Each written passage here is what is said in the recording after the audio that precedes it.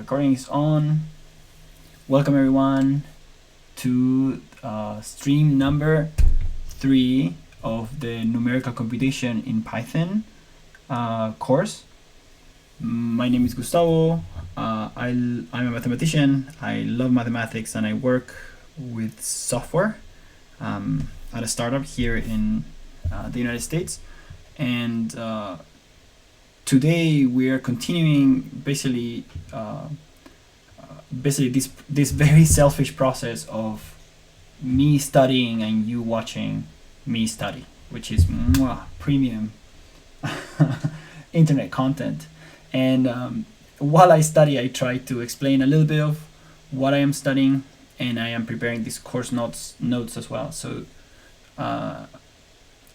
I can get an output of what is happening. I distribute these notes to my email newsletter, and you're welcome to subscribe as well to get these notes and learn more with me. I add a little bit of extra sweetness to it after we finish the stream. I edit them a little bit. I complete some of the explanations a little more carefully, and then I basically send them to everyone that is subscribed. To subscribe, you have to go to my, where do you go? You go to quantumphysicsforengineers.com and just sign up there, and you will automatically get added to my list, and I will send you the stuff. If not, you can also just message me.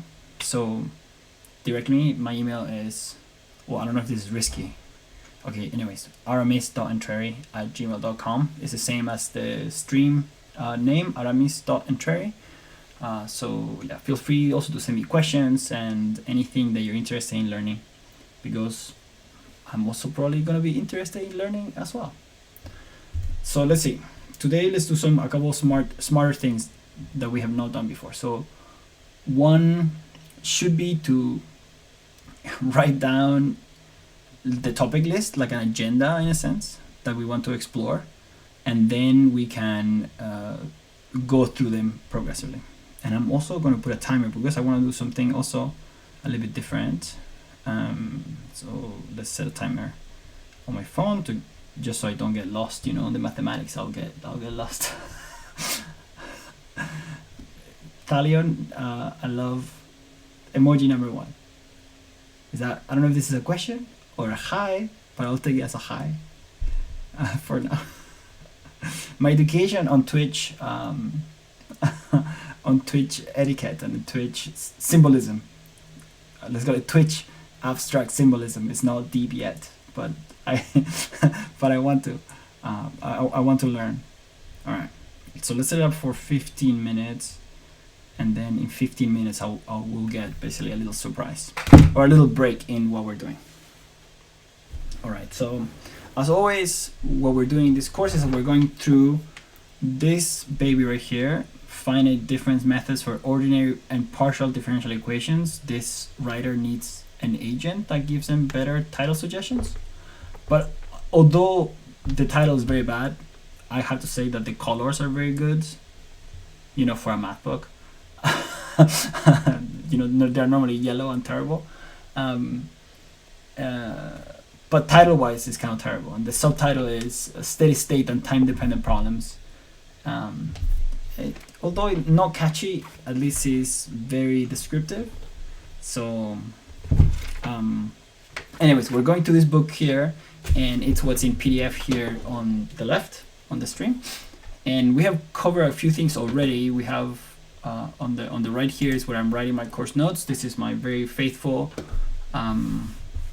note-taking application called Obsidian. It's a fan favorite.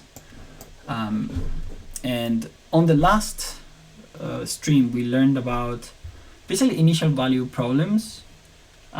We did a couple things. So we did a trick. We learned about what they are, of course. We learned a trick to reduce higher order equations to a first order differential equation by renaming things. We also learned what is a numerical method to solve this equation, which is Euler's forward method. And we did an example and we wrote some code live, which is always terrifying. So let's see what we want to do today. And I am thinking elliptic equations. I feel like that would be cool. So that's why this is in here. And I had all the desire in the world to actually prepare the notes in advance, but not or at least the syllabus or the agenda in advance. But alas, I did not.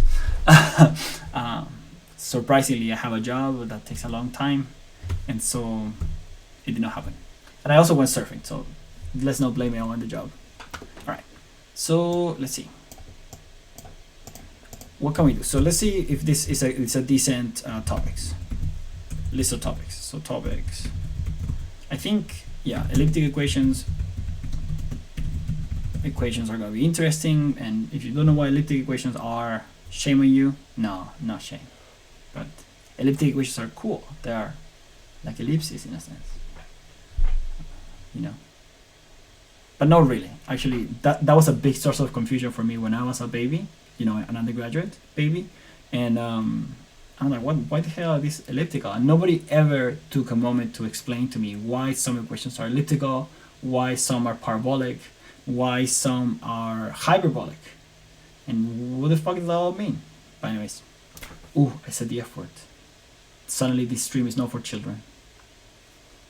I'm gonna get demonetized for this little oopsie, whatever. Okay, so elliptic equations. So we're gonna talk about them, and in here there's some examples which I think will be interesting. So maybe let's see. So examples is the heat conduction. So this is kind of like the equation that we did on the first stream, but in 2 dimensions instead. So this is like a 2D problem. This is cool. All right, what else can we do? What else is in here? Oh, I love this. So how do we discretize? So discretize a Laplacian.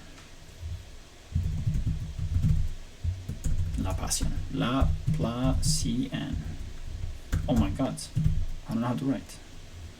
So this is called the 5-point stencil.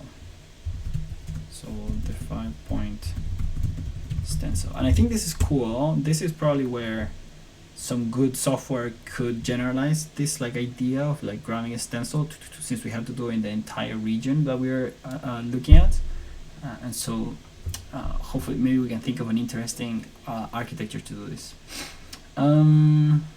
Okay.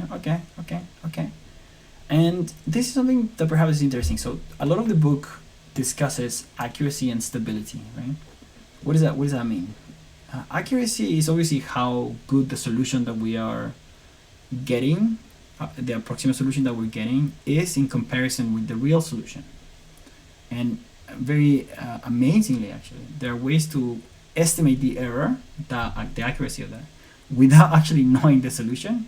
And that's very interesting. So I haven't really talked about any of that because I am assuming that all the problems that we're tackling now are sufficiently nice so that it is almost guaranteed that the error was going to be small.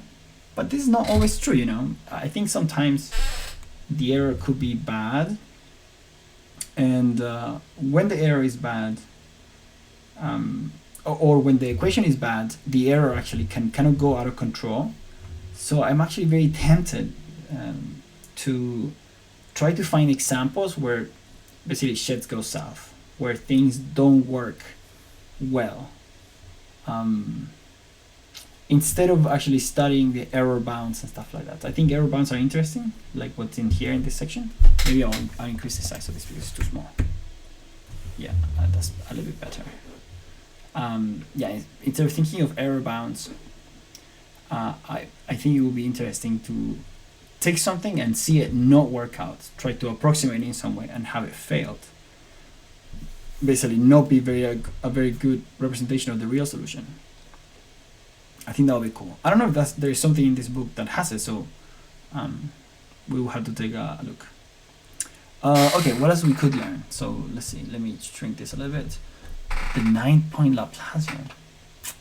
I think this is interesting. Maybe it's interesting, but sounds like it's obviously going to be it's probably going to be just like the 5-point Laplacian, but just slightly more accurate. You know, kind of like the discretization of a derivative with 3 points versus with 5 points versus with 2 points. And the more points you add basically on the derivative, the better it gets. But I think this is just additive. It's not really like life-changing. So maybe we can look at what would I like to look. Maybe we should do. Maybe we'll spend a lot of time doing the coding part of this. Iterative methods. I think we should definitely talk about this, just maybe not now. Okay, let's go to the index actually. Index, where are you? Index. Okay. Steady states and boundary value problems. I think this is where we kind of started. We talk about the heat equation, we talk about boundary conditions, and we did this. This is what I'm talking about: stability, convergence, consistency. I think these are all important stuff that we're kind of going over because we're kind of assuming that they're good. A general linear second order equation, non-linear equations. Oh, I think this will be interesting. I think whenever there is non-linear stuff, I think there are problems, you know, or tricky. Discretization of the non-linear boundary value problem. Should we do that? Let's add it tentatively here. I think that's an interesting topic. Non-linear equations. And then maybe within there, I think the discretization as an example. Non-uniqueness, no, forget that. Accuracy, which maybe we can touch on that. Singular perturbations and boundary layers. To be honest, that sounds cool, but I don't know what that is. Interior layers, non-uniform grids. Ooh, adaptive mesh selection. I feel like that would be cool. I'm not sure. Okay, then we go to elliptic equations, which we already kind of started talking about. Iterative methods, and then initial value problems. I think so. Last week we talked about initial value problems, but we went over some basic numerical methods, and then we saw truncation errors, and obviously we skip a bunch of crap, but we cannot tackle this. I will say we cannot tackle this. There's zero stability and convergence. Maybe somewhere in here we can find an example of something that doesn't work. I think that would be interesting. Maybe we can just dig into this book, you know, try to scratch an example that is not good.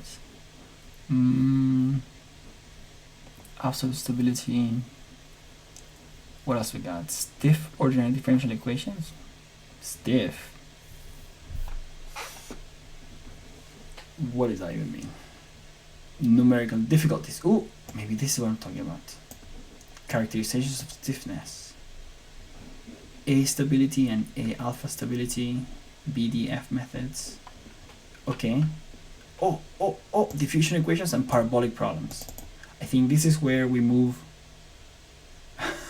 I think this is where we move to more advanced problems, and I think so. I do like skipping ahead and maybe tackling parabolic problems.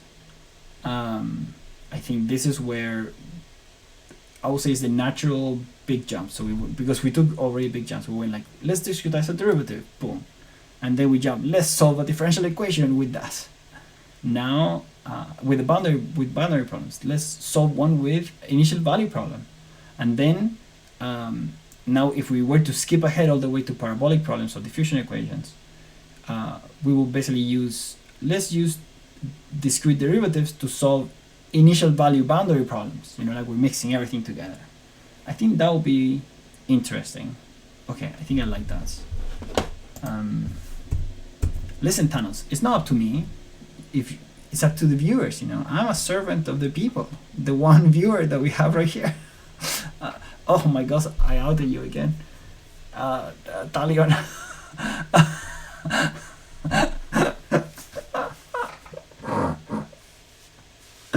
Okay. No worries, no worries. I'll edit it. You know, I'll tell my editor. Who is my editor? JJ is my editor. JJ cut this on the stream, on the YouTube video. Okay. So yeah, so let's talk about maybe diffusion equations and parabolic problems. I think this might be interesting. Stiffness, I guess, of the heat equation, convergence, and then PDE versus ODE theorem. Overwhelmed. I love it. Wait, do I get access to these memes too? Oh, look at this. There you go.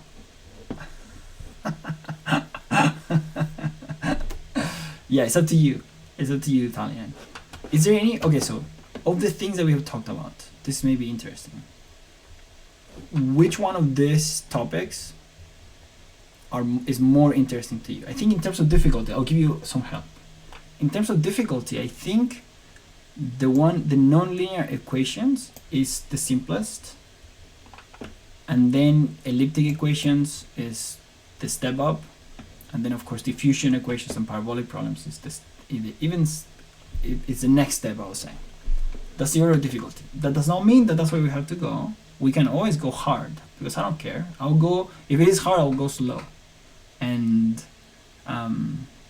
until it is very clear. I don't believe in hardness, I would say. There's so many jokes that we can put in here, but that's ridiculous. All right. Ooh, I like John von Neumann, so maybe I'll do it just for the name. Here's, by the way, I think it is not outrageous for me to say that I'm profoundly disappointed with the Oppenheimer movie, because Johnny von Neumann, a truly American... Oh, I get some feedback, by the way. I see you. But anyways, let me complete my rant about John von Neumann. So in the movie, the physicists basically ruled the entire movie. They are the cool guys, they're also the smart guys, and they're solving all the problems, right? There's Oppenheimer, there is, of course, oh,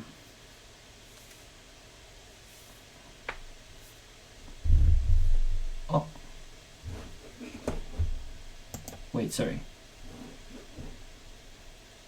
Why is it reconnecting?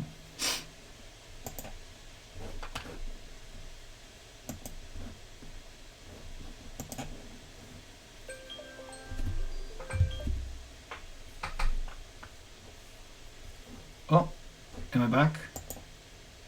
I think I'm back. Okay. I think there was a moment, I think my connection dropped for a little bit.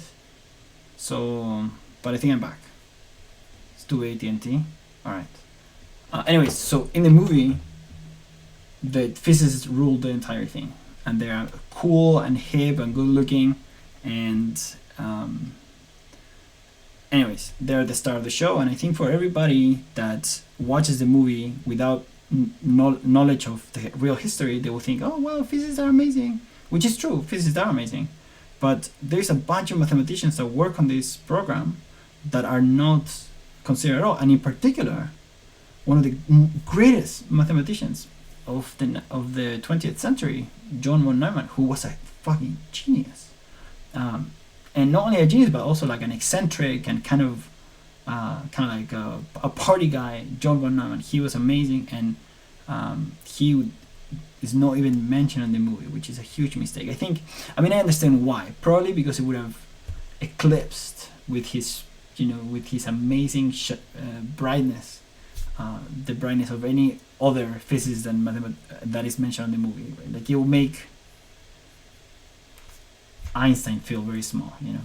But anyways, he's also the father of modern computing, and he computed most of the the physics of how the bomb compresses, you know, he was a master of like shockwave, and so he understood how to calculate the enough energy necessary to compress the uranium to make it, you know, whatever, explode and so on. But anyways, Johnny von Neumann. So because of him, I would like to do this section too, but maybe we'll do that for later. Okay.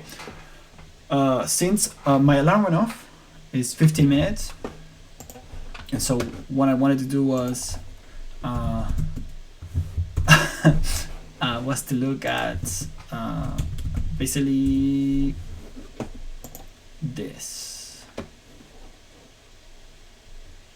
Okay, we're gonna do a little review.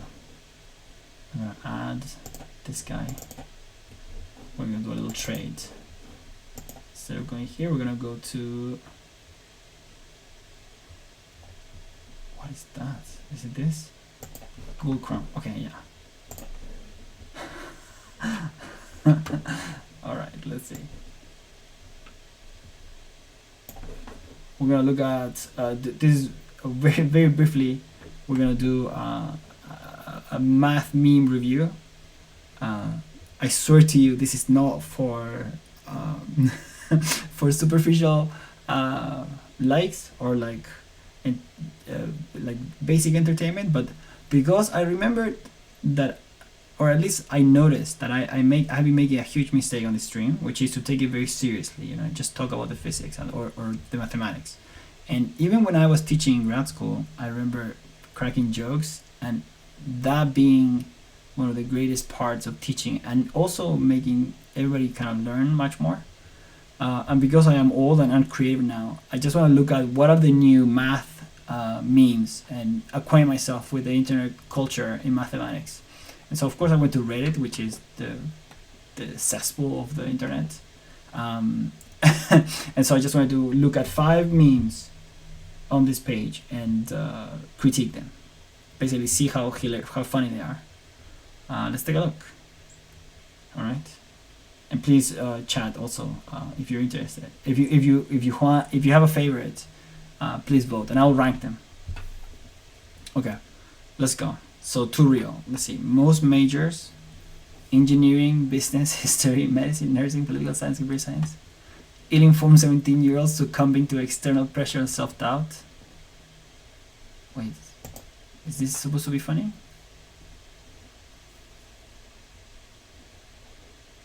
Okay, I mean, this is true. It's true pain for a 17-year-old to make this decision. That's why you have to make it when you're much younger. You have to decide when you're 13, you know? That's when you know best. All right. We'll leave it. Is too real to be funny? Too serious, I guess, to be funny. Okay, let's see. Childhood is when you idolize degrees. Adulthood is when you realize that radians make more sense. This is Gauss right here. This guy with the ugly face. I mean, he's not ugly actually. He just has a squinty eye. Okay. Okay. Okay, let's take a look. Actual infinity. Okay, this is one of my favorite memes actually. The one with Pam from The Office. Let me increase the size of this. 0 diameter. Alright. Infinite diameter. Corporate needs you to find the difference between this picture and this picture. They are the same picture. Alright. Actually, I like that. It's actually very good. Okay, this is good. I think I have suggestions for the meme maker. They should put the 0 diameter, it should be on the page, right? And the infinite diameter should also be on the page, right? Do you agree? I think that would be interesting. Alright, this is okay. So far, I mean, okay, let's see. Wolfram Alpha doesn't like us. It says infinite, the sum from n equal 1 to infinity of n diverges to infinity. / math memes. Wait, I don't think I get it. So they don't understand it or they hate it. Infinite sum diverges to infinity. I mean, that's correct. It diverges to infinity. No? Let me see if I can use this chat memes correctly. No, not like this.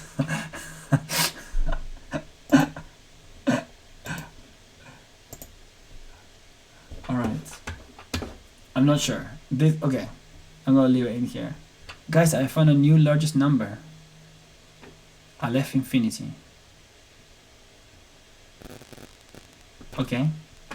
Alright. It's alright. It's okay. Let's see. The geometry we deserve. Hypogatusa. Gateto. Gateto. Alright. Listen. These are cats. I approve. I like this one. You know, because in Spanish, the word for, you know, these adjacent sides is called cateto. And so, cat, teto, gateto, I love it. Hypotenuse. Okay, well, this is not Spanish, but this is great. And of course, I always appreciate cat content on the internet.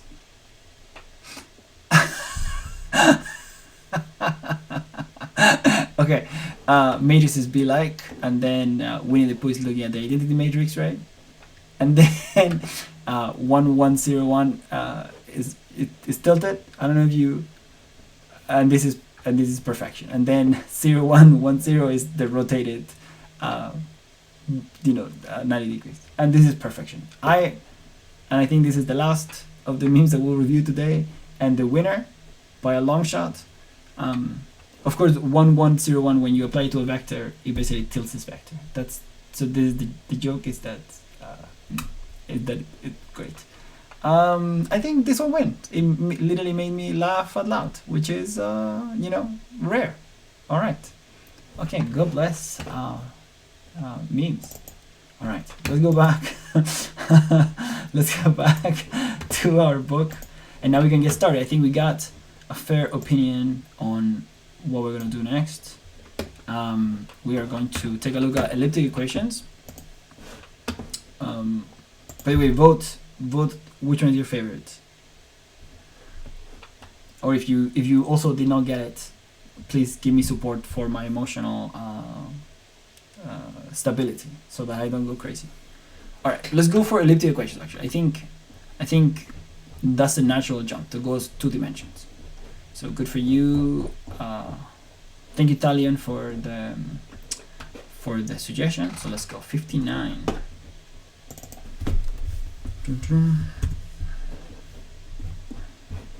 Of course, this is gonna go somewhat random. 59.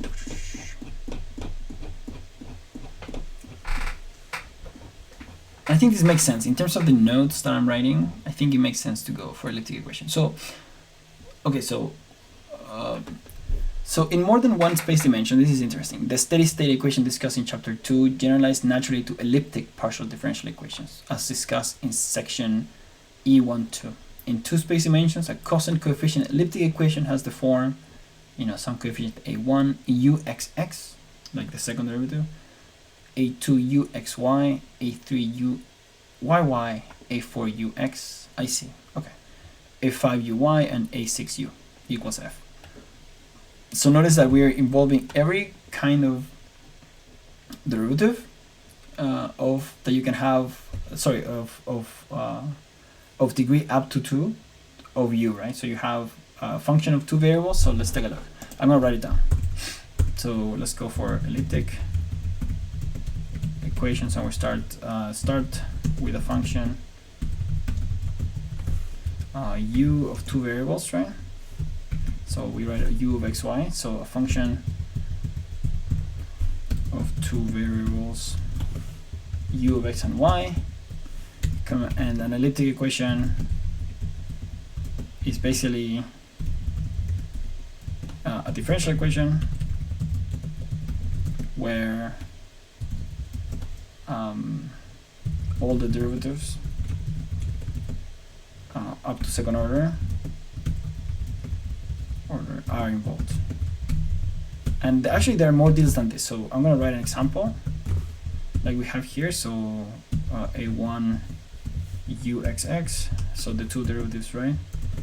and then a2 uxy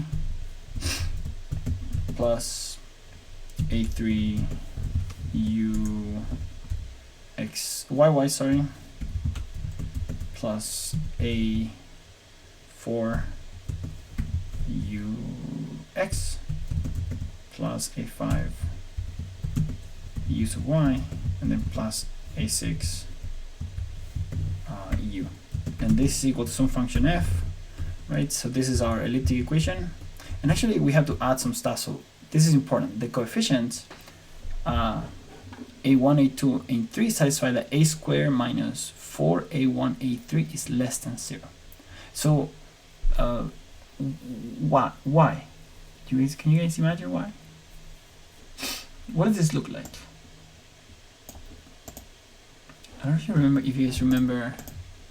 So I'm gonna add it here. So where the coefficient, I think it's important for everybody else reading the coefficients a1, a2, a3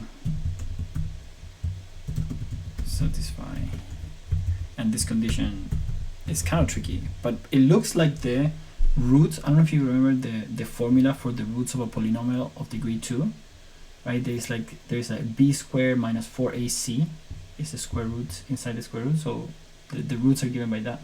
There we go. That's called the determinant, right? The triangle. Italian gets 1,000,000 points, by the way. Right, so beta squared minus 4 alpha gamma. That formula, it kind of determines if the solutions exist, right? If they are real or not. And in this case, we're kind of forcing them, in this case.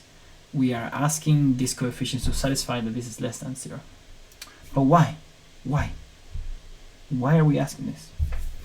And I think that's a curious question. And perhaps we can try some examples where this is not true and see how the solution looks like. But I think I would love that, actually, because I don't know really the answer that carefully. I think I know the answer, but maybe just exploring it with you guys is gonna maybe help me understand a little bit more. It's gonna be like we can all explore this together. Ooh, I'm excited just thinking about it. In here, this equation might be satisfied for all x, y in some region of the plane omega, together with some boundary conditions on partial omega. So I'm gonna add here, this equation must be valid, must be held in a domain omega, as well as boundary conditions in the boundary of omega, and that's called partial omega. Okay.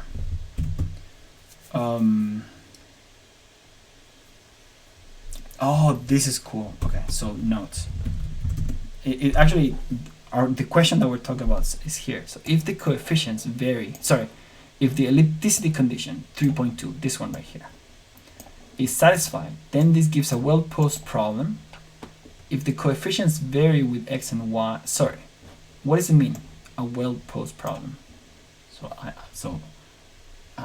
A well-posed problem means that it has a unique solution, that it is stable over time. So it means that if you have initial and boundary conditions and you solve the problem, you get a solution. If you take a boundary condition that is similar to the one that you had before, but you change it by a little bit, and then you compute the solution of that problem, the new solution is very close to the other solution. So basically, there's this degree of stability in the sense. Two very similar boundary conditions create very similar solutions to the equation inside. That idea is called well-posedness. It's this idea of you can find a solution, and if you have two things that are very close to each other, the answers are very close to each other.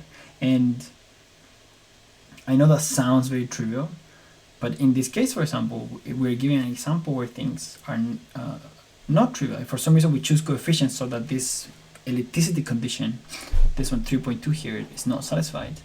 then we might be in trouble. We might have a system that behaves one way for some boundary condition, and then you change the boundary condition just a little bit, and the system behaves completely different. And those kind of systems we normally refer to as chaotic, right? When you have something that is somewhat unpredictable. And whoa, what a perfect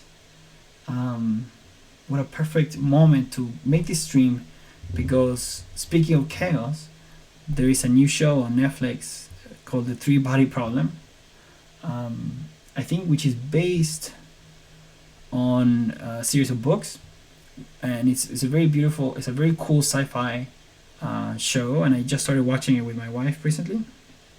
But the idea, I think the core idea is that basically humans encounter some aliens, and I'm going to butcher a little bit the plot here, but the part that we care about right now is that basically these aliens come from a planetary system that is a three-body problem. Ooh, watched it. You watched it all? The entire show? But yeah, please, chat, tell me. I recommend it to me actually, because it was a little bit violent on the first episode, so we kind of stopped. We needed to be in the right mental state to watch it. But I'm a softie. But anyways, okay, yeah. So basically, the aliens come from the system that has, I think, 2 suns, and then their planet, of course, and so basically. The three-body system, when you actually solve Newtonian physics for it, or actually maybe even Einstein's general relativity of it, the trajectory, right, of the planets and the suns, like, it's not so. The Earth, for example, orbits the sun. This is called a two-body problem, and it's very, very stable. And if there's any perturbations, like a meteor hitting the Earth or anything, the orbit of the Earth around the sun will remain close to the original orbit, right? That is a safe system. But in a three-body problem, where you have, for example, 2 suns and a planet, or 3 planets, or anyways, 3 bodies, and they're orbiting each other, that system, much like in this case, an elliptic equation that does not satisfy the elliptic condition, is chaotic. And chaotic means that 2 very close initial data will generate very different trajectories. So, and you think, well, but once the trajectory is fixed, it's fixed, and you can predict it. Right, but with what accuracy can you predict it? Well, let's say you can predict it with, I don't know, 6 decimals of precision, like the position of your planet and the suns. You can predict them kind of perfectly, and then you let it iterate over time. Well, sure, your prediction will be good for a little bit, but because the system is very sensitive to small perturbations, the trajectory will differ. The real trajectory will differ very wildly with the predicted trajectory. And so I think the thesis of this show is that this race of aliens basically live a very rough life, because they can never know when their planet is going to be very close to the sun, or something like that, but because of this instability. So chaotic systems in ordinary differential equations are kind of like not well posed problems in differential equation. There is in partial differential equation, there is this analogy between them. But even sometimes it's even worse here. Like sometimes, at least in chaotic problems, you can still have trajectories, that are regular or smooth. They're just wild, they're just unpredictable. Whereas in non-well-posed problems, sometimes you might not even have a solution that is very smooth. Sometimes the solution will decay and become weird in some ways. And a good way to imagine this, I think, I know a good example actually. A good example is the heat equation, but in reverse. So the heat equation, when you take, it's like the derivative of the temperature with respect to time is equal to the Laplacian of the temperature. So you, for example, imagine you you have a region of metal, and you take a hot iron and you put it on top of the you touch the metal surface with the hot iron. A very sharp contrast of temperature, like the metal was at 0 temperature, and you put it just a very sharp point of heat, and you let that evolve over time, right? Oh, what happens? Well, the metal instantly hits on the spot that you touch with the hot iron, and then the heat starts to dissipate, right? So it creates an immediate gradient of temperature that kind of spreads to the metal, and it decays kind of to like a uniform warmness on the metal. Well, that is, if you imagine now, let's take that equation and let's reverse time. So instead of having the derivative of u with respect to time is equal the Laplacian of u, let's do minus u of t equals the Laplacian of t. Is it that or the reverse? Anyways, we're reversing time, right? So what does that mean? That think about what is happening. Think about this. But now let's start with the smooth region, and we have basically this warm plate, and we let it evolve in time. And what we observe as observers is that suddenly all the heat gets pulled in from the edges to a single point, and it becomes very sharp. So what's happening is that a solution that was very smooth, right, this constant distribution of heat, suddenly it becomes very sharp, like a point like that. That is a type of non-well-posedness or singularity, right? Like in a sense, like something happened to this system that it became singular very quickly, and that's weird and messed up. So that's a non-well-posed problem, and they are obviously very interesting because they're kind of, those weird things are cool, but they're hard to analyze. So we're gonna skip it. We're gonna talk about only easy problems. In this stream, we only tackle easy problems. No, we will do hard problems, just maybe not now, because we need to have some baseline. So let's look at some examples. So I'll write this note later, huh? Yeah, let's do an example. Let's do some coding, I think, since time is ticking. So state heat conduction. So what is the equation here? Is the derivative of u with respect to time, okay, is equal to, oh yeah, kappa, and then u sub x sub x. Oh, I see. They're being very, what if kappa depends on space also? And so kappa is the coefficient of heat propagation probably, and then u sub y sub y, and then let's say plus a forcing function psi. All right, so this is what we got going on here. Oh, did I add an extra parenthesis? Yeah, this one. All right, okay, beautiful. So I think where kappa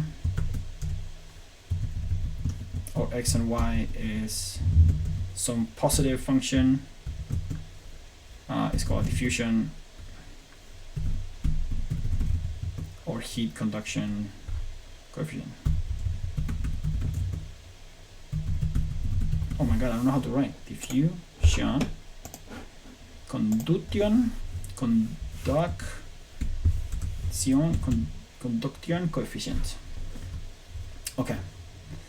So that may vary with x and y, but we're gonna assume, but for these examples, we are going to assume that it is constant.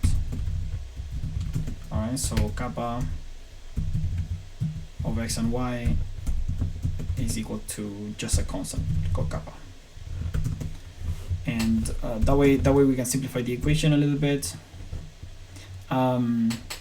So we also need,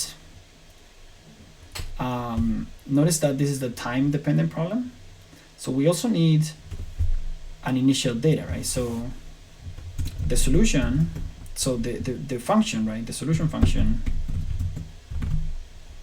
is a function that evolves over time, right? For example, once I heat up this metal, you kind of want to you kind of want that to evolve over time as well, right? So the solution function, actually we should write it as a function of x, y, and the value t, and it needs so it's time dependent, and therefore to determine or at least to complete the system, we need to provide, and this is important, we need to provide an initial value, right? So an initial value function for u of x, y, 0, and we also need to provide boundary conditions, right? So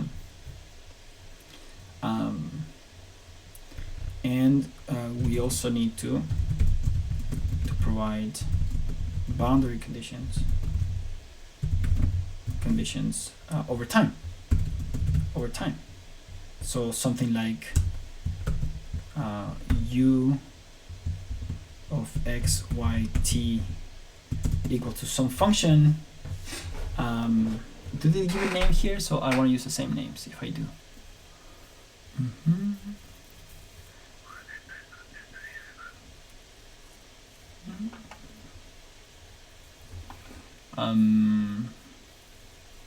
Okay. Oh, and I forgot to mention what is C.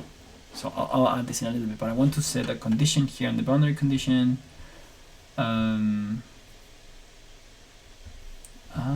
Wait, why is it skipping the boundary condition? So we need also, the solution generally will vary with time as well as space. We also need initial conditions and boundary conditions at each point in time, at every point on the boundary. If the boundary conditions and source terms are independent of time, then we expect a steady state to exist, which we can find by solving the elliptic equation. Okay, so they don't actually write it, but let's write it. So we need some boundary condition. We're gonna call the boundary function. I have no mental power right now to name this theta for the boundary. Do we like that? Theta as a function, capital theta. How about that? Theta, and this is a function of x, y, and t. And we want it very specific. So we want to like put a text here that says for, and we're gonna set the pairs x, y to be on the boundary. So in partial omega. This is super important, right? So what we're doing is that we're saying, okay, listen. I know the evolution of our function is going to be ruled by this heat equation, but the value of the function on the boundary, I have to give it to you, and it's going to be this function theta that is evaluated on this edge, and it might evolve over time. You might be forcing, in a sense, the evolution of heat, on the boundaries, or you might have it to be constant equal to 0, for example. That's an easy example. But you have to give something. You also have to tell what is the initial distribution of heat on the surface of this domain, and that's u of x, y, and 0 right here. So okay, so let's use an easy example where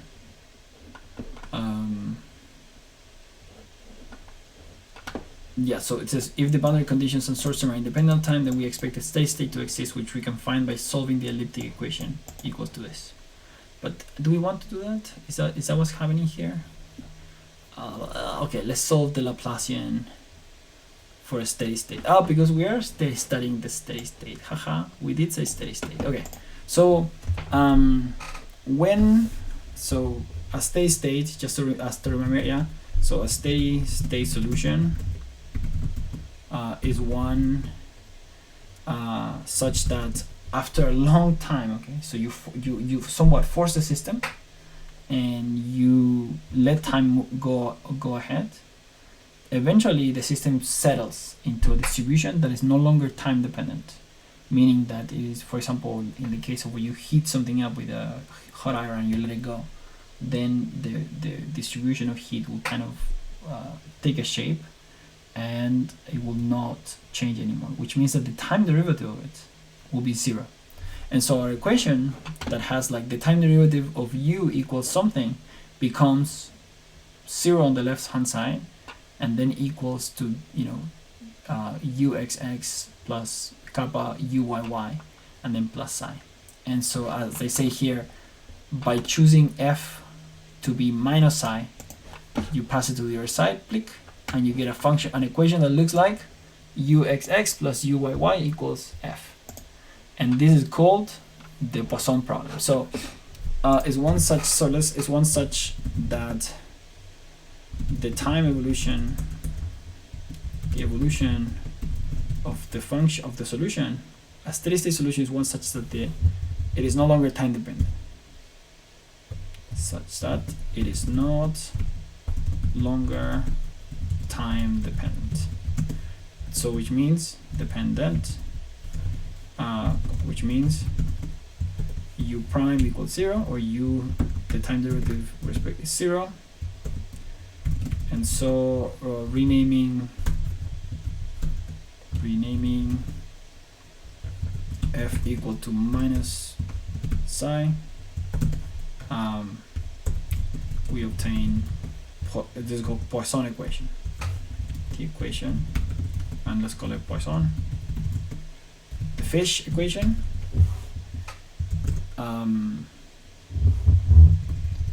The equations,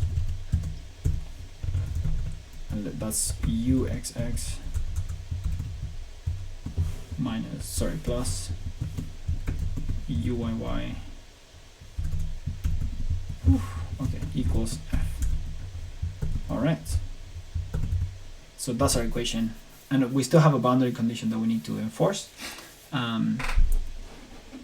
So this could be the Dirichlet conditions, where the temperature is specified at each Poisson point on the boundary, or Neumann conditions, where the normal derivative, the heat flux, is specified. And we're gonna start by assuming Dirichlet boundary conditions, just to explain. So we will start by assuming what is called Dirichlet or Dirichlet boundary conditions, which is just a fancy name for which is just a fancy name for setting the values of u in the boundary, so u of x comma y comma t, but that is no longer time dependent, equal to, you know, it was equal to this big function theta of x comma y, and we're just going to set this equal to some constant. That's a Dirichlet boundary condition. Just this whole thing is equal to boom, a constant, and that's okay.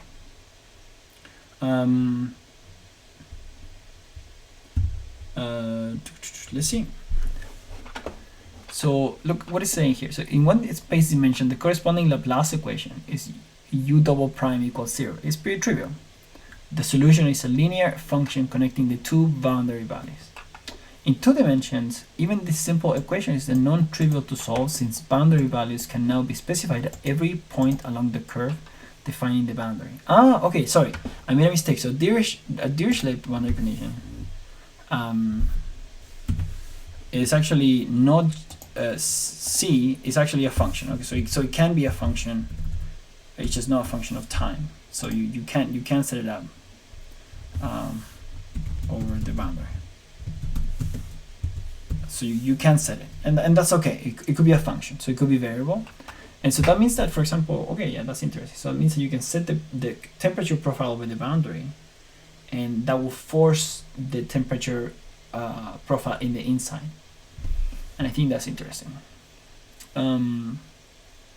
This operator, okay, defined by uxx plus uy is called the Laplacian. So that's why I've been saying the Laplacian a million times, but I didn't say what the Laplacian was. Well, the Laplacian is this, and this is, you know, some notation that we should memorize, but we can rewrite this as the Laplacian. So this operator, I'll just write it for this operator delta u equals u sub xx plus u sub yy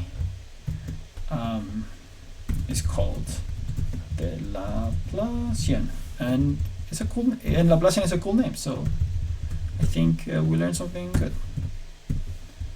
Okay, so let's solve it numerically. So let's solve this numerically, or let's at least identify a numerical method to solve this. And I think the key will be this right here. So we have to look at this in a way that is kind of different than we have done so far. Oh, sorry, my lighting just went off its position. Okay.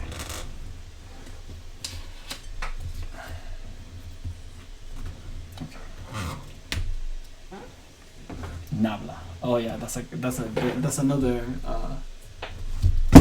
another way of referring to the operator. Nabla. I call it, yeah, you can call it Nabla or delta, you know, because I think Nabla is just the gradient. So you have to do basically Nabla, right? Am I mistaken? Nabla. Is that a Greek thing? Yeah. All right. So let's solve this numerically. So like always, when we tackle something numerical, let me scroll down. When we tackle something numerically, we need to discretize. We need to discretize the region of interest. And in this case, it's a 2D region called omega.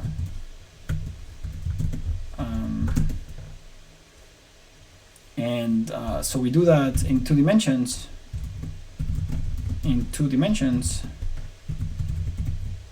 By creating a grid.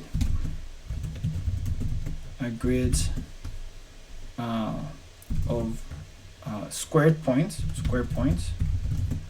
They're going to call x, y sub j, and this is and for x and for y and j different, right? For some y comma j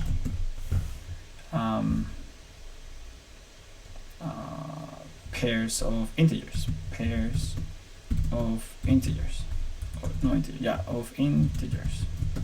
So for example, you know, if you're partitioning something like a rectangle region in 100 points in the x direction and 1,000 points in the y direction, right? You might have a grid that is very fine on this direction but very coarse in this direction. And in this drawing, they're kind of like equally spaced, so the y gap is equal to the x gap, but that is not necessary. But it is there, yeah. So actually, I'm gonna take a quick screenshot of this image. I'll save it just to give a sense of what a grid actually is. And we're gonna put it here. There we go. All right, so we're gonna save that here just for future reference. And so suppose we have this partition, and actually when we actually go into the coding section, you will see that it's not so trivial to make this happen, especially for regions that are not rectangles. Like how do you do, like if you have a circle, how do you make the grid upon which you do your discretization? It's definitely an interesting problem. But as always in this stream, we will skip all the complicated stuff and we only do the easy stuff. That's my that's my approach. But yeah, so now that we have these points, we are going to evaluate the solution that we don't have. So that we don't have u on this point. So u of x sub I and y sub j on this point,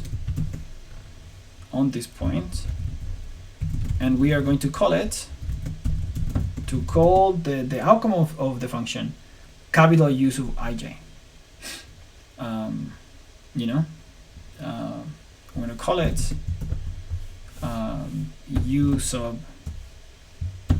ij. Maybe I'll go use this guy right here, right?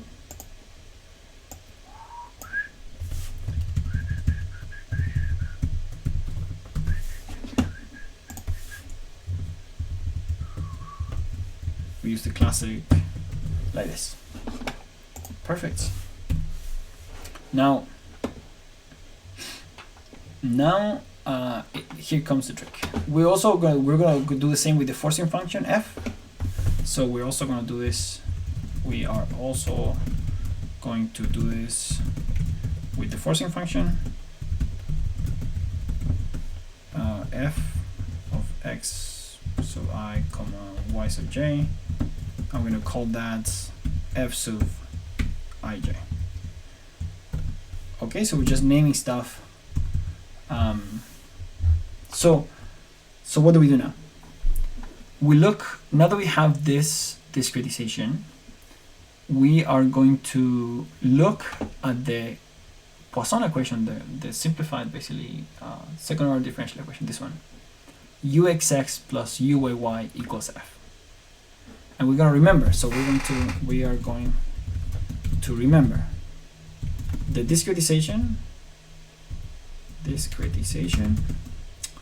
for second order derivatives using the center point. It was called the center point. And maybe if you miss the stream, you might not remember this. So we're going to look back. So let me start writing this equation. So let's start with u sub xx. And obviously the answer is here, but actually I want us to go back to look at the course notes. So no, we need course notes number 1. This one. Okay. Get out of here. Okay. So when we were learning about derivatives, we learned how to compute the first order derivatives in something that we call the center approximation. And then we also learned how to do that for second order derivatives, also using a center approximation. And look, it is 1 over h squared. H is the jump between points, the delta basically. And it's u on the previous point, right, u of x minus h, minus 2 times u at the point, plus u at the next point. Does that make sense? So we have a grid of 3 points, so x minus h, and x plus h, right, these 3 points. And the way to compute the second derivative numerically is to do this computation here.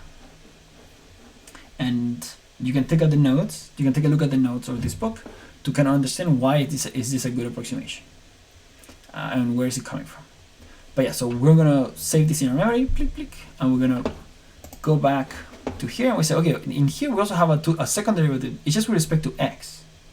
So if we just move in the x direction, we will get an approximation for this. So remember, it was 1 over h squared, right?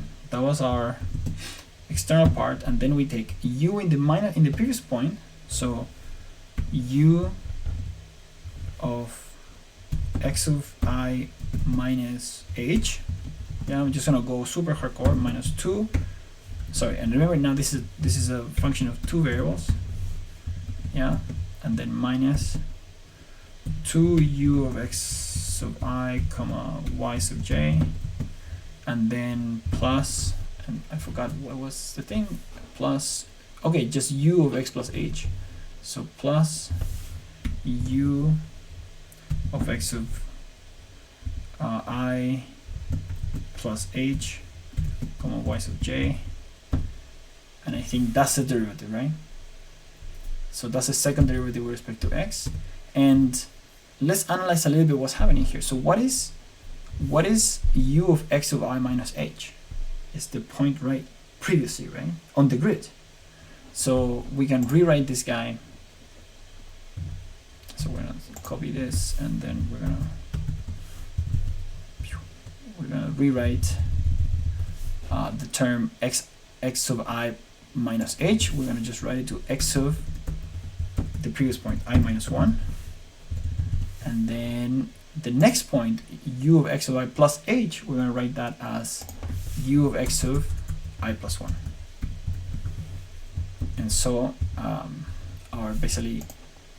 our second derivative with respect to x becomes this combination of grid points multiplied by this 1 over h guy right here. Ooh, I don't really like this product value here. Okay, let's delete that guy. Yes, I forgot. In LaTeX you don't need to put the operator. Okay, does that sound good? And the same thing we can do for y. So that actually creates a very interesting system. So therefore, the discretization of the Poisson equation looks like this. So we're gonna have, you know, u sub x plus plus u sub y is going to be equal, the discretization of it, right? It's going to be 1 over h squared. And we're going to have the discretization of x, which we wrote here. So I'm going to just copy paste this guy right here.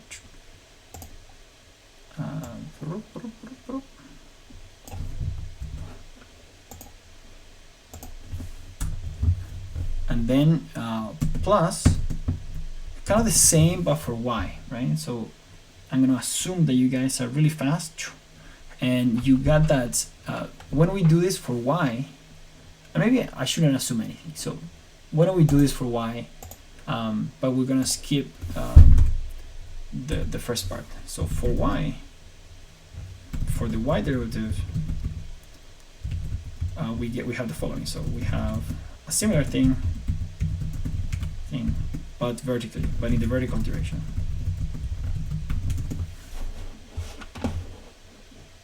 Yeah. Okay, so let's write that down. And that will be, so u y, we can approximate it as, again, 1 over h squared times, and so it's going to be u of, in the previous point, but in this case we're taking the derivative with respect to y, so we want to move in the y direction. So we're going to have x of I is going to be fixed, and only the y sub, instead of being sub j, is going to be sub j minus 1. And that's what we're going to have. And then minus 2u of x of I, comma y sub j. And then plus u of the point above, right? So we're moving on the stencil up. So x of I, y sub, and then j plus 1, because we're at 1 higher. And then that's it. So now we can put these guys here. So plus, this is the uxx part of the equation, and a similar one for the uyy. So we're going to copy this. That way we save some time. And it's ugly, but whatever. And we're going to combine crap, right? So we're going to combine some stuff. So we get the 1 over h squared is still there, times, and let's see what is repeated. Okay, so we have u of x minus 1 comma y sub j. Is there any other here? I don't think so. So that guy stays. So u of x of j minus 1, that one stays on its own, comma y sub j. That one is a solid on its own. Let's look at how many u of x of I y sub j's are there. Okay, so there's minus 2 here, there's minus 2 here, and that's it. So that's minus 4 u of x of I, comma y sub j's. And let's take a look at how many u of x of I plus 1s are there. I think it's only this one. Yeah, that's only that one. So plus 1 u of x sub I plus 1, comma y sub j. Am I making any mistakes here? Oh, I made a mistake here actually. This is I, not J. All right, and let's see what else is there. What about u of xi yj minus 1? There's only one, so we need to keep this guy. So we're gonna keep it. And how many is positive? So u of x of I comma y sub j minus 1. So there's only one of those. And what's next? So the minus 2 u xi yj is already counted, and we have the last one, which is u of xi yj plus 1 is the last one. So plus u of x of I comma y sub j plus 1, and then that was the last one. All right, that is it. Oof, that was long. I kind of hate when that happens, that when it's too long, too many u's of j, comma, blah, blah, blah, blah, blah. But I really wanted to do this calculation slowly, because I think it's interesting to notice, oh, and actually we can rename these things with their term, with their discrete names. So what do we have? Maybe we'll rearrange also everything that is positive we're going to put here. So u sub I minus 1 comma j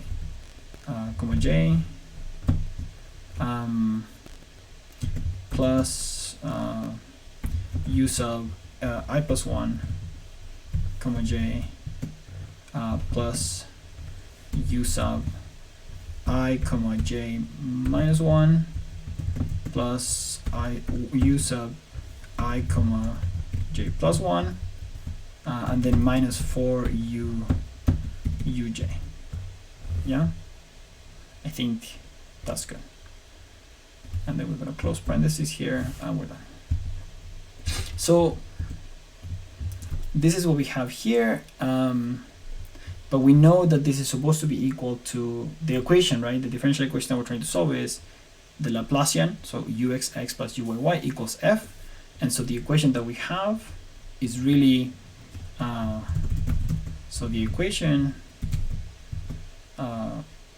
in discrete version looks like version becomes basically just what we wrote above here equals to f. So this equals to f sub ij. And right. So this equation, much like when you solve the other problem, this equation is actually a problem of it's a system, right, of algebraic equations. It's a linear system of algebraic equations, right? So if you think of the u of the u's as the incognitas, right, for the different points on the grid, right, it's almost like it's just a function, it's just a combination of variables and equations. And so we can combine this into a matrix, right, times the vector u, but if I remember correctly, and I think I'm already skipping ahead here on what's happening on the book, is that you can order this in a way that is smart. So let's see, one obvious choices for ordering, right? Because remember that before it was easy. When you have a one-dimensional problem, you just have like x1, x2, x3, x4, and so on. So u of x1 is u1, u of x2 is u2, and so on. And so you order them like that. So that becomes a vector of u's. In this case, you have basically like a region, right, of dots all over. So you can order them into a vector, right? You want to solve this like a matrix times a vector equals f, and you can order them in many ways. You can go row-wise like this, and basically stack them all together into one vector, or you can do something else, and maybe it's something smarter, and perhaps perhaps we can follow the most obvious ordering, But there is another possibility that has some advantages, as I call here, and this is what I was trying to remember. Like, what is the best one? And it's called the red-black ordering. That sounds like some kind of cult, which I love actually. The red-black cloaks ordering, or checkerboard ordering. And let's see, that is shown in figure 3.2. Ooh, why is that better? 3.2 says, okay, the natural row-wise order of unknowns and equations on a 4x4 grid. So this is goes, okay, yeah, bottom to top, left to right. So 1, 2, 3, 4, 5, 6, 7, 8, 9, 10, 11, 12, and so on and so on. So you're going row-wise and increasing as you move up. But look, the red-black ordering is actually more curious. So you go okay, so you skip one, so 1, 2, and then you skip the next one, and then you go 3, you skip another one, you go 3, you skip another one, 4, and then you keep it 5, 30, okay, and you skip 6, skip 15, skip 7. I mean, you can tell that it's like a checkerboard, right? Like you're basically having no neighbors of your own number. So you make sure that, for example, this white one is surrounded by black ones, and then this black one is surrounded by white ones, and this white one is surrounded by black ones again. So you kind of want to skip enough to have this. And why is this good? Why is this ordering better? Does that make sense? Does anybody kind of has an intuitive understanding as to why this will be better? Let's see, why is this better? Is the stencil better? Like if I go, for example, let's look at number 12. I know that this is, we could always look at the answer by looking at the book, but what is the point here? I want to try to see if I can figure out. So let's look at the point 12 and think of the stencil, the 5-point Laplacian stencil that we did. So if we look at what is the value of u here, I kind of want to have, okay, it's going to be the value of the function at 6, 2, 3, and 4. And the point itself. So the matrix, right? So the equation is going to have u3, right? u4, u6, u2, and u12.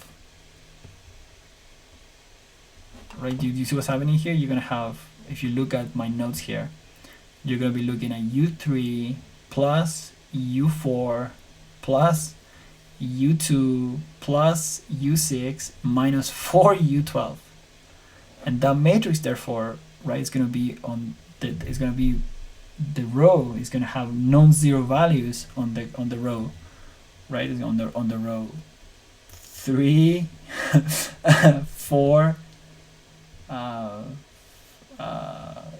okay, so 2, 3, 4, and 6, and then on the row 12. Okay, I have to be honest, I don't get why is that good. So maybe we can take a look at what happens when you do red-black cult ordering. This is the two-dimensional analog of the odd-even ordering that leads to the matrix in one dimension. Okay, we didn't see that matrix, so we don't understand. This ordering is significant because all 4 neighbors of a red grid point are black points and vice versa. And it leads to a matrix equation with the structure D, H, H transpose D, U red, U black, F red, F black, where D is a diagonal matrix of dimension m squared and H is a banded matrix of the same dimension with 4 non-zero diagonals. Okay, so you have 4 diagonals and they're non-zero, but it's a banded matrix. So why is that good actually? I'm starting to imagine why is that good actually. But when direct methods such as the Gaussian elimination are used to solve the system, one typically wants to order the equations and unknowns so as to reduce the amount to fill in during the elimination procedure as much as possible. This is done automatically if the backlash operator in MATLAB is used to solve the system, provided it is set up using space storage. Yeah, I see. Okay, so right, once you have the system written like in this very beautiful U red, U black like decomposition, it seems that computing this matrix, you have to invert this matrix, right, to solve it. You have to take this guy, pass it to the other side, and you find U red, U black. it seems that writing a matrix like this is just easier to invert, right? I think that's the key. And I can believe that. I mean, honestly, I don't care that much because, you know, because we're going to use a computer. But perhaps if your problem is very big, which in general, sometimes they are because your grids are very fine, and so you get lots of points, and so inverting these matrices are hard. But so it can be useful. I think we're gonna keep this on the back of our minds. Yeah, let's do that. So let's go do some. Let's do the standard ordering just to make it easy for ourselves. We are going to use, and I'm gonna write a note later on about why do we have to order. So we're going to use. So we're gonna say note. We need to order stuff. Order stuff. And I'm going to do for myself to improve this. You see, this is what you get when you subscribe. You get notes that are cleaner than this stream. So we are going to use the standard row wise ordering to kind of relabel. And I think this is my way of saying to relabel the points, the values. U sub ij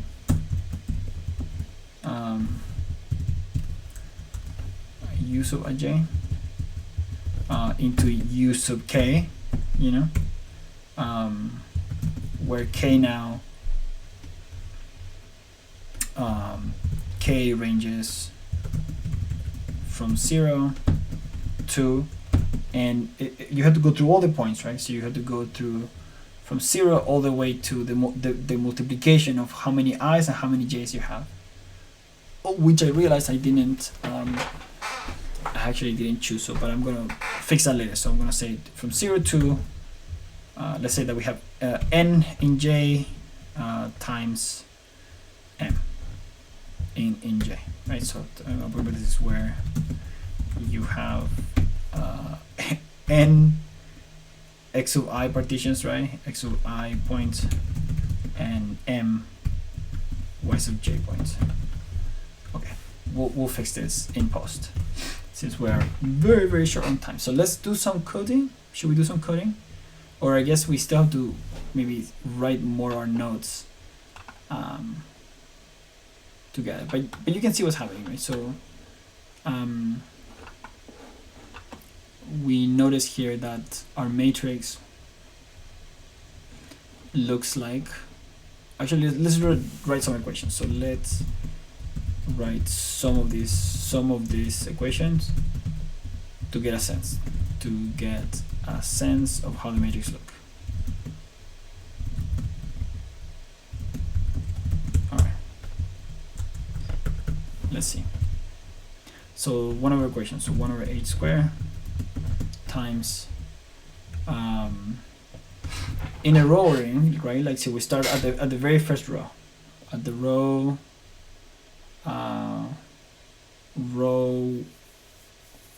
1. What's happening? So I think we have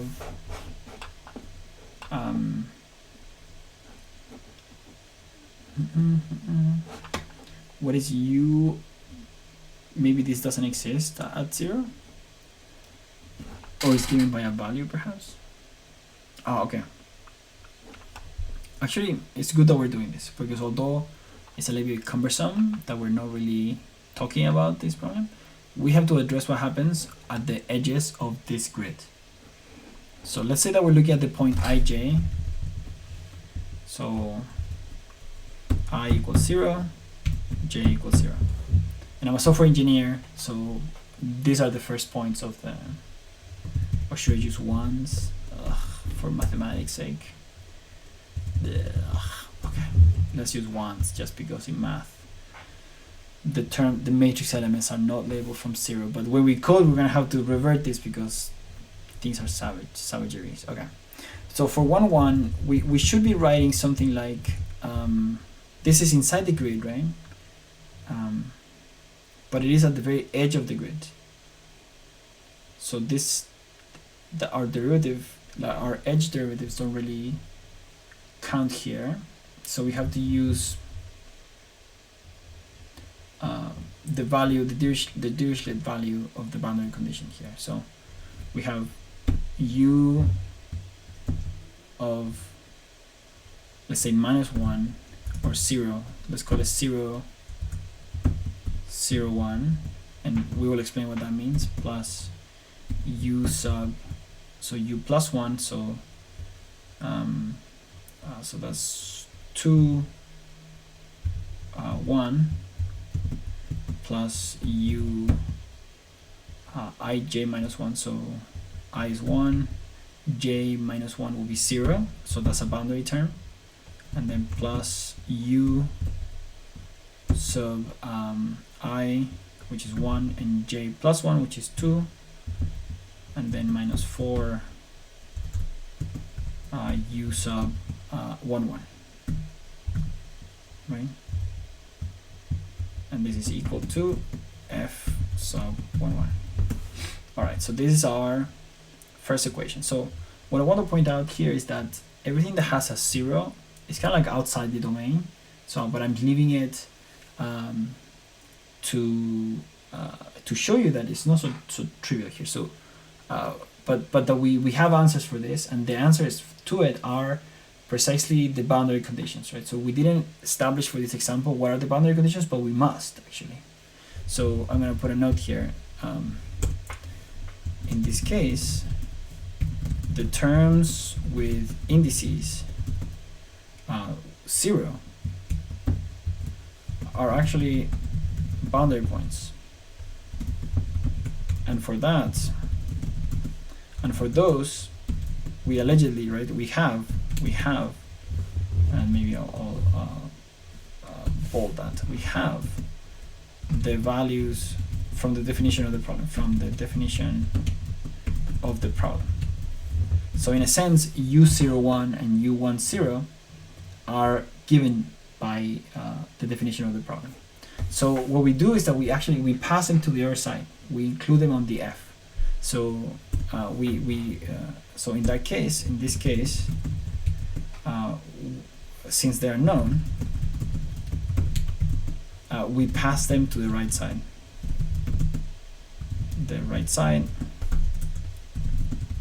And we only leave incognitas on the left, and we only leave incognitas on the left. Unknowns, actually. The English word is unknowns on the left. So kind of like this. So we get, this remains 1 over h squared, and we have, what is an incognita here? U sub 2, 1, that's unknown. U12, U12,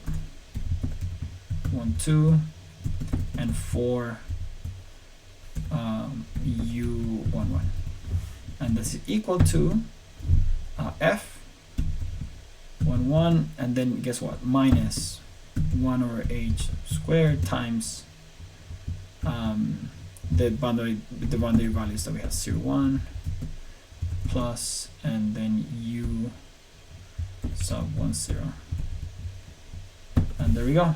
That's the first equation of our set. Oh, there's a mistake here. Right. So people sometimes rename this guy on the right hand side as F1, you know. I think that's totally fair. Let's rewrite this just for the sake of time here, is 1 over h squared. Let's rewrite this. Notice that what is U21 on a stencil? Can you guys imagine? What is U21? So U21 is moving to the right by 1, right? So it should be, so if U11 is number 1, so it's U1. U21 is U2, right? What about U12? So let me just add that. So So I'm just gonna say dot dot dot dot dot minus 4 u11, right? So the renaming, our new ordering, is that u11 is u1.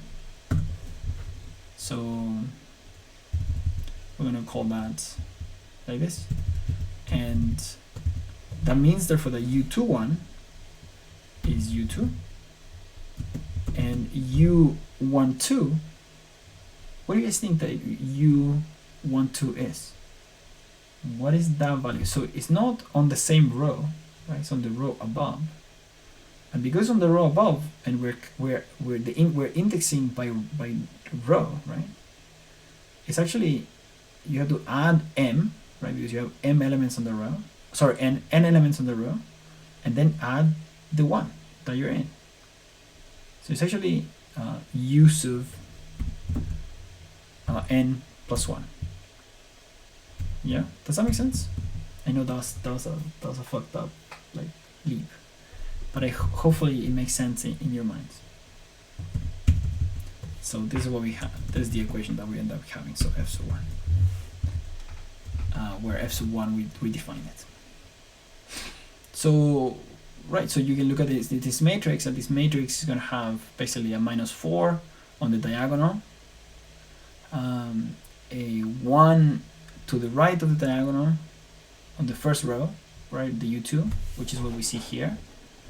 And then it should also have, I don't know if you can see it, there should be a 1 on the n plus 1 term, which is given by this identity matrix right here, right? So where I is as an m by m identity matrix, right?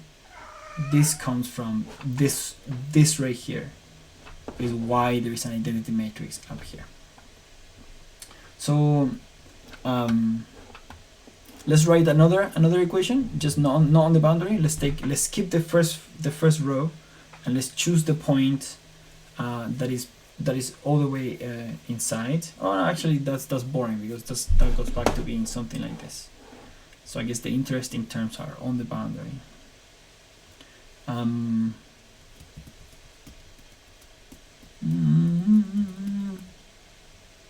But yeah, well, I guess that's fine too. All right, so we're basically are on time when around the time I want to finish the streams around 10, but we haven't been able to do any coding yet. So maybe I will leave this as a treat for next time. We'll do some of this coding, and we'll see what we can get. Maybe I'll get ahead of it a little bit before coming to the stream. But yeah, I think most people will kind of skip evaluating on the boundaries, and I think this is where the trick really is. That's right, Corin B11. Exercise for the reader. If there is something that mathematics professors do, is leave it as an exercise for the reader. The entire chapter is an exercise for the reader. Yeah, great suggestion. But yeah, I do, I have always found frustrating when they hide all the details from you, and I understand why. I mean, the details are kind of boring. Oh, interesting. Minus 4, 1, and 1 reminds the b square minus 4ac. That is interesting, actually. Minus 4, 1, 1. I mean, it has very much a connection, right? The reason why these coefficients are the way they are precisely because they come from the second derivative, right?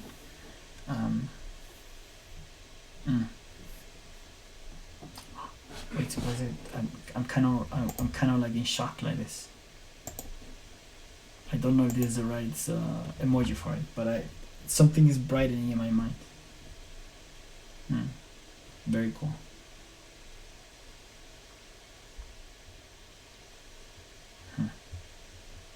Yeah, interesting. Minus 4.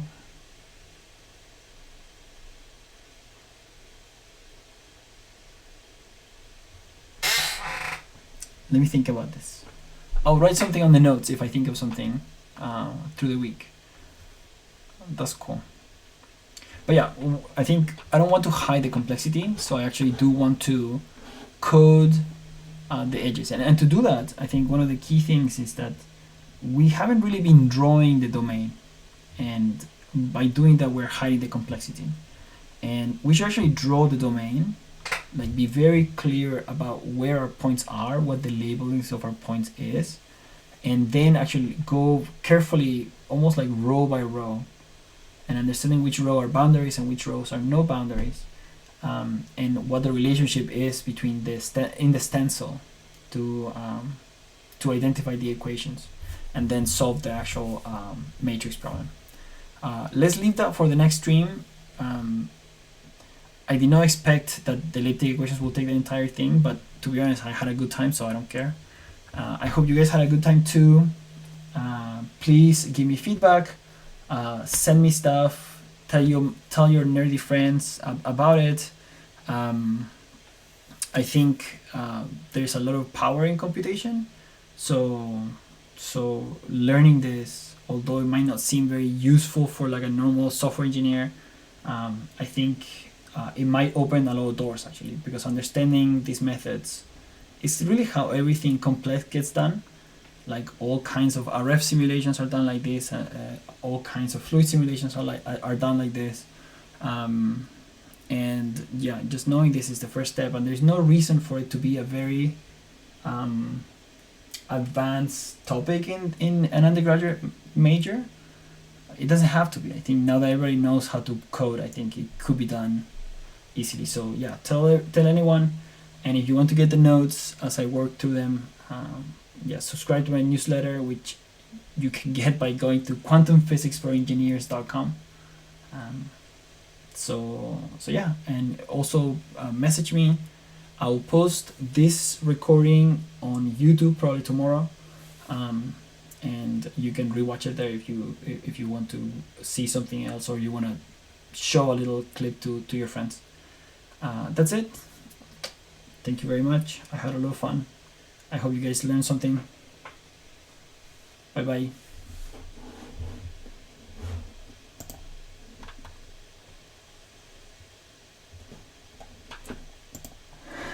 I don't know. This is gonna be the wrong emoji, but I'll send it anyways. Bye.